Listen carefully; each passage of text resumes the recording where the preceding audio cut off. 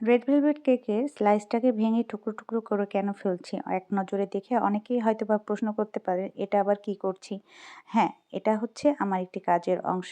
অর্থাৎ যারা red velvet cake পছন্দ করেন বা খেয়ে থাকেন তারা আ তো জানেনই যে রেড ভেলভেট কেকের ওপরে মানে কেকের যে রেড কালারের যে ক্রাম্বস গুলো থাকে সেগুলো দিয়ে ডেকোরেশন করা থাকে।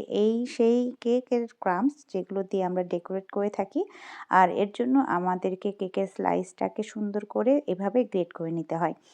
আর এভাবে গ্রেট করে নিলে কেকটার যে ক্রাম্বসগুলো বের হবে খুব সুন্দরভাবে বের হবে। এই যে দেখুন মোটামুটি বের হয়ে গেছে। আর এখানে আমি এটাকে একটা স্ট্রেনারের মাধ্যমে ছেঁকে নেব খুব সুন্দরভাবে। এতে করে যে ক্রাম্বসগুলো তৈরি হবে সেটা কিন্তু খুবই মিহি দানার একটি ক্রাম্বস তৈরি হবে। যেটা দিয়ে কেক ডেকোরেশন করলে আলহামদুলিল্লাহ কেকের লুকস অনেক বেশি সুন্দর আসবে। আশা করি আমার আজকের ভিডিওটা বেকিং কাজে নতুন আপুদের জন্য অনেক বেশি হেল্পফুল হবে। ভালো লাগলে লাইক, শেয়ার, কমেন্ট করতে ভুলবেন না। আল্লাহ হাফেজ।